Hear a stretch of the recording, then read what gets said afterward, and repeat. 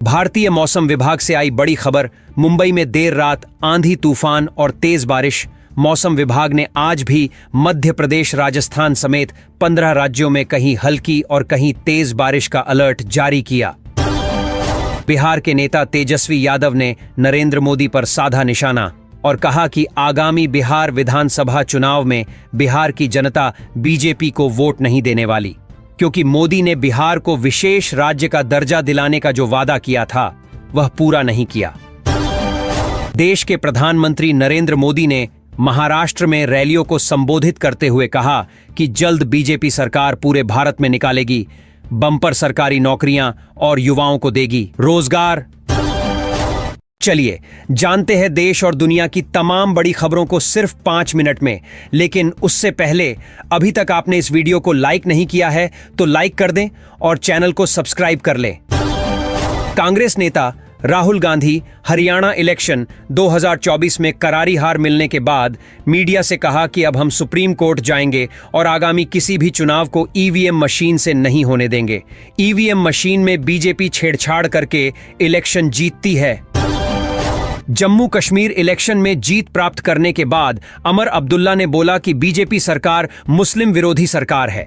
जम्मू कश्मीर में मुस्लिम भाइयों ने पहले ही मन बना लिया था कि इस बार बीजेपी का अस्तित्व साफ कर देंगे। दिल्ली की मुख्यमंत्री आतिशी को बिना बताए सीएम आवास से बाहर निकाला गया। आतिशी ने मीडिया से कहा कि यह अमित शाह और नरेंद्र मोदी के कहने पर हो रहा है। जिस तरीके से उन्होंने अरविंद केजरीवाल को परेशान करके जेल में डाला, अब वही हरकतें मेरे साथ कर रहे हैं। आगामी महाराष्ट्र विधानसभा चुनाव से पहले महाराष्ट्र सरकार का मुसलमानों को बड़ा तोहफा। मदरसा में शिक्षा देने वाले शिक्षकों के वेतन में होगी दुगनी बढ़ोतरी। उत्तर प्रदेश के मुख्यमंत्री योगी आदित्यनाथ ने नवरात्रि को लेकर नवमी, दसवीं और दशहरा पर जारी किया सार्वजनिक अवकाश की घोषणा। योगी आदित्यनाथ ने बोला कि उत्तर प्रदेश में सनातन धर्म को बढ़ाने के लिए सरकार करेगी धार्मिक कार्यक्रमों की स्थापना। कांग्रेस नेता राहुल गांधी ने हरियाणा इलेक्शन होने के बाद मीडिया से कहा कि बीजेपी सरकार केवल और केवल हिंदुओं के लिए ही कार्य करती है, बाकी मुसलमानों के लिए मोदी सरकार ने कोई भी बड़े कार्य नहीं किए। कांग्रेस लीडर प्रियंका गांधी ने बीजेपी सरकार पर साधा निशाना और कहा कि अगर देश में ईवीएम से इलेक्शन बंद नहीं होगा तो आगामी महाराष्ट्र और बिहार चुनाव में भी बीजेपी को हराना असंभव होगा। दिल्ली में पकड़ी गई 2000 करोड़ रुपए की कोकीन। केंद्रीय गृह मंत्री अमित शाह ने कहा कि अरविंद केजरीवाल की सरकार होते हुए भी दिल्ली में लगातार युवाओं में नशा फैल रहा है, परंतु आगामी दिल्ली चुनाव में अब बीजेपी की सरकार बनना निश्चित है। केंद्रीय गृह मंत्री अमित शाह का आज आतंकी संगठन पर तगड़ा एक्शन। अमित शाह ने बोला कि पाकिस्तान की तरफ से किए जा रहे आतंकी हमलों को भारत सरकार नहीं करेगी बर्दाश्त और कहा कि हमारी आर्मी मुंह तोड़ जवाब देगी पाकिस्तानी आतंकियों को।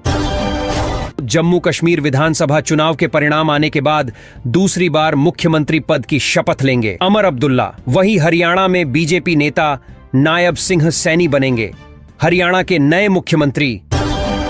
वीडियो में आगे बढ़ने से पहले आप लोग कमेंट बॉक्स पर जरूर बताइए कि आगामी लोकसभा चुनाव 2029 में प्रधानमंत्री पद पर आप किसको देखना चाहते हैं, राहुल गांधी, योगी आदित्यनाथ, असदुद्दीन ओवैसी या मोदी जी को।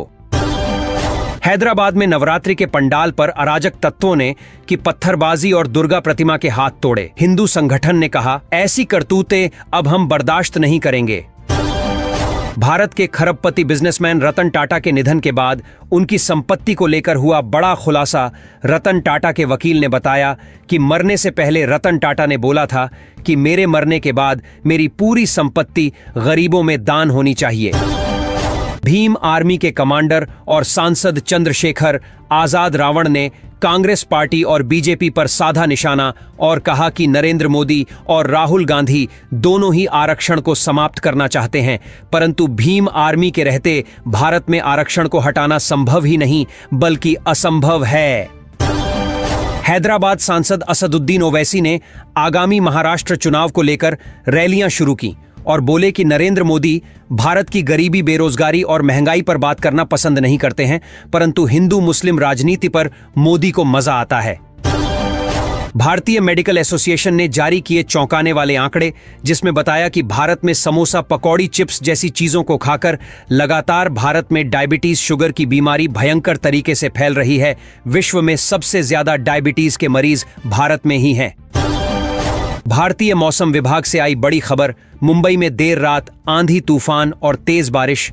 मौसम विभाग ने आज भी मध्य प्रदेश, राजस्थान समेत 15 राज्यों में कहीं हल्की और कहीं तेज बारिश का अलर्ट जारी किया।